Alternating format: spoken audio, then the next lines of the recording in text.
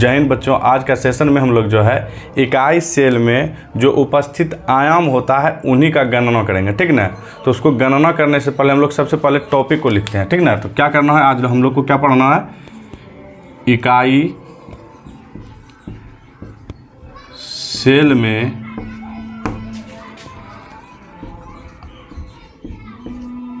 आयामों की गणना, या इकाई सेल के दे दीजिए, इकाई सेल के आयामों की गणना। मुख्य रूप से हम लोग इन्हीं के बारे में आज चर्चा करना है हम लोग को, ठीक ना। तो अब इसको समझने के लिए हम लोग सबसे पहले क्या करते हैं, एक फिगर बनाते हैं। तो क्रिस्टल जो होता है वो आपको उसमें एक इकाई सेल को लेना है, ठीक ना। जो क्रिस्टल जालक को बनाने में हम लोग को जिस इकाई का बार बार पुनरावृत्त करते हैं वही इकाई को हम लोग क्या बोलते हैं, इकाई सेल बोलते हैं। तो हम लोग इकाई सेल ले लिए, तो अब इसको हम लोग क्या नाम देंगे, इकाई सेल। और आप लोग से एक प्रश्न है कि घनत्व बराबर फॉर्मूला क्या होता है। घनत्व बराबर फॉर्मूला क्या होता है, घनत्व बराबर आप लोगों को सबको पता होगा कि द्रव्यमान बटे क्या होता है, आयतन। क्या होता है, द्रव्यमान बटे आयतन, ठीक ना। अब हम लोग क्या करते हैं, इसमें जो जो आयाम आपका उपस्थित होगा उन सब का एक बार बात कर लेते हैं, फिर हम लोग जो है इसका एक्सप्रेशन हम लोग प्राप्त करने का कोशिश करेंगे, ठीक ना। तो चलिए, तो हम लोग सबसे पहले क्या करते हैं कि ये जो आप देख रहे हैं जो इकाई सेल है आपका, यह घन आकार का है। कैसा है, घन आकार का, यानी इसको हम लोग आकार का बात करेंगे तो घनाकार है। और घनाकार होने का मतलब है कि जो घन का जितना भी प्रॉपर्टी होगा, जितना भी गुण होगा, सब इसमें उपस्थित होगा ना।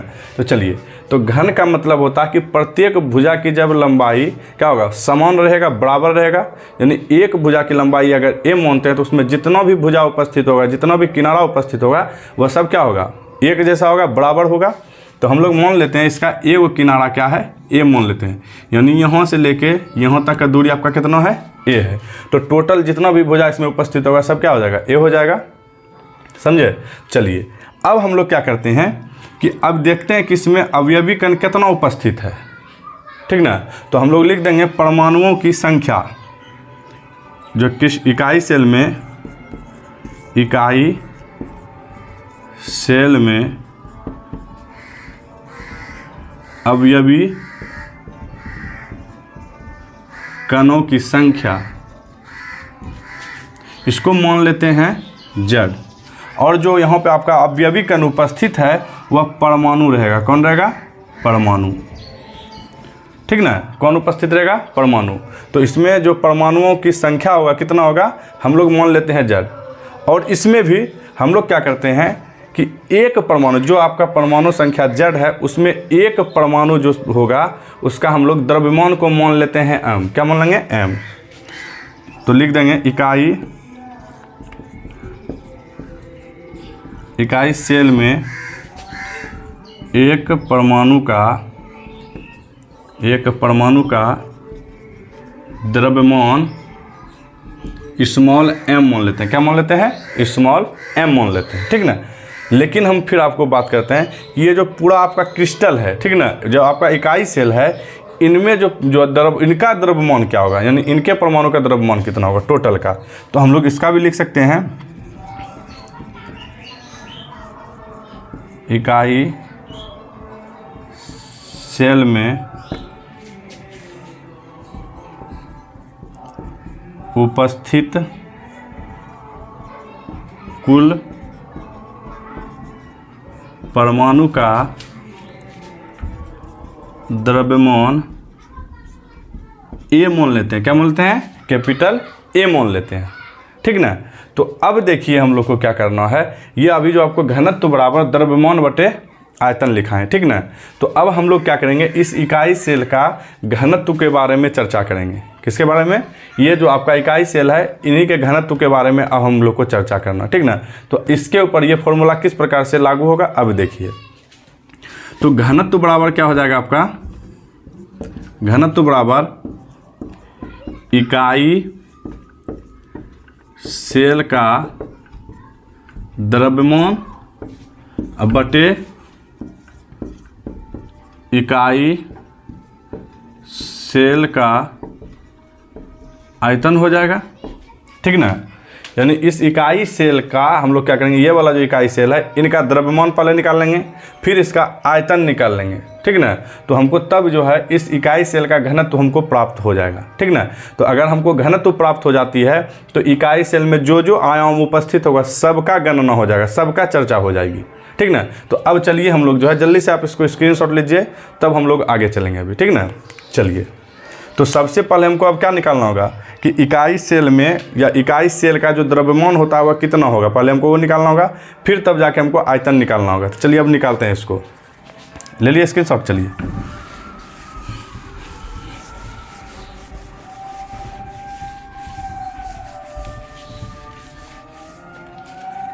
तो अब देखिए हम कुछ नहीं करेंगे, यहाँ पे लिख देंगे इकाई सेल का द्रव्यमान। क्या हो जाएगा, इकाई सेल का द्रव्यमान, ठीक ना। तो इकाई सेल का द्रव्यमान को ज्ञात करने के लिए हम लोग क्या करेंगे, चलिए आराम से देखते रहिए, आराम से, ठीक ना। इकाई सेल का द्रव्यमान निकालने के लिए हम लोग क्या करेंगे, तो ये हो जाएगा Z गुना M। क्या हो जाएगा, Z गुना M। यानी इकाई सेल में जितना परमाणुओं की संख्या है उसको काउंट करके लिख देना है, और साथ ही साथ वह जो परमाणु संख्या है जितना भी प्राप्त हुआ आपको, उसमें एक परमाणु का जितना द्रव्यमान होगा उससे उसको गुना कर दीजिए। तो आपको क्या होगा कि इकाई सेल का द्रव्यमान आपको प्राप्त हो जाएगा। तो यहाँ पर प्रश्न उठता है कि Z क्या है, तो इसको लिख देंगे इकाई सेल में परमाणुओं की संख्या है Z, और M क्या है, इकाई सेल में एक परमाणु का द्रव्यमान, ठीक ना। तो अब इसको हम लोग जो है लिख सकते हैं क्या, Z गुना M। कोई दिक्कत, तो आपको क्या हो जाएगा, इकाई सेल का द्रव्यमान प्राप्त हो जाएगा, ठीक। अब लेकिन यहाँ पे प्रश्न है कि ये अब इकाई सेल में एक परमाणु का द्रव्यमान कितना होगा, कैसे हमको प्राप्त करना होगा।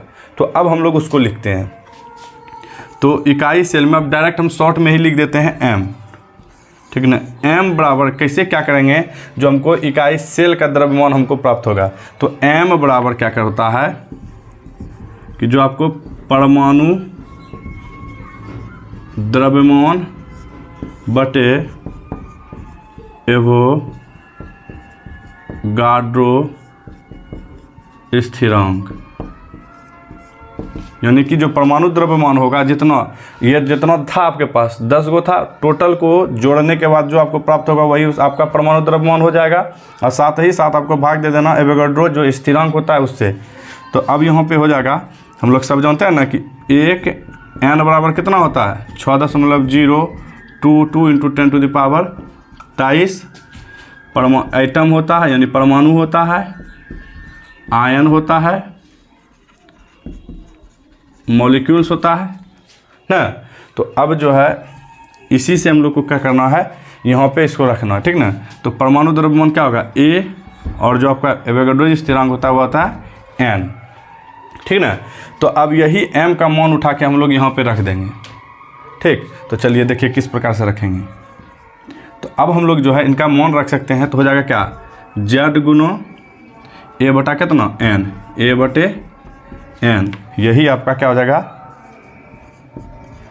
इकाई सेल का द्रव्यमान आपका। चलिए, इकाई सेल का द्रव्यमान आपको प्राप्त हो गया। अब आपको क्या करना है, इकाई सेल का आयतन ज्ञात करना है, ठीक ना। तो आप जल्दी से इसका स्क्रीनशॉट लीजिए, ठीक। उसके बाद तब हम लोग नेक्स्ट आगे बढ़ेंगे। ले लिए, चलिए।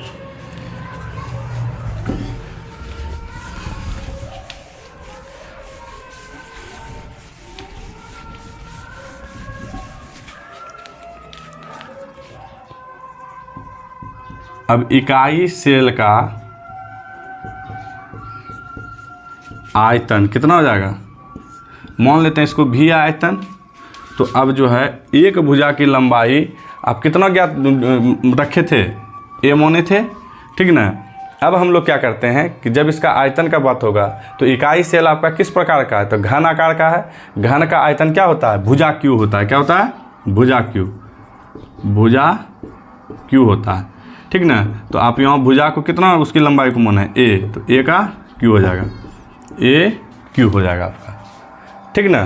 तो अच्छा ठीक है, तो चलिए अब हम लोग जो है घनत्व के पास आते हैं।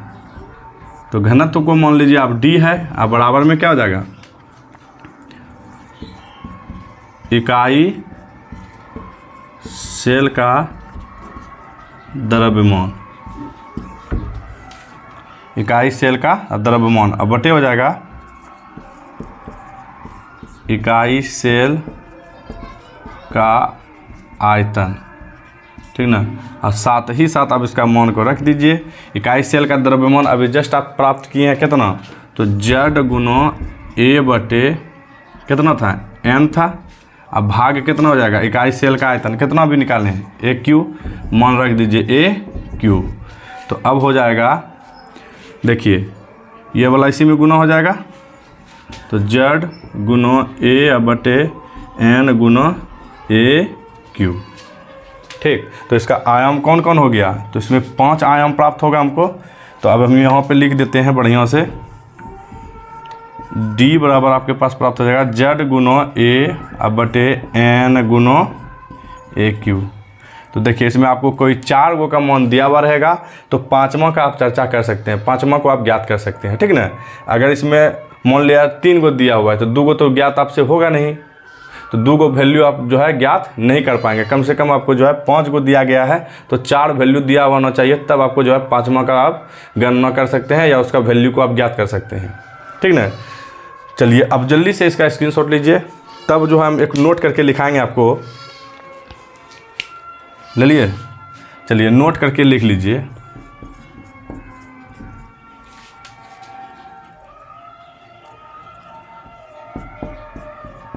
क्रिस्टल का घनत्व ठोस का घनत्व होता है, ठोस का घनत्व होता है, ये आपको याद रखना है, ठीक ना। हम उम्मीद करते हैं आपको समझ में आया होगा। एकदम मेहनत करते रहना है, ठीक ना। ये छोटा छोटा आपको क्लिप मिलते रहेगा, वीडियो मिलते रहेगा, आराम से जो है धीरे धीरे, एकदम धीरे धीरे मेहनत करते रहिए, ठीक ना। अगर आपको ये मेरा वीडियो पसंद आया तो लाइक करें, शेयर करें, अगर चैनल पर नया है तो चैनल को सब्सक्राइब करें। जय हिंद।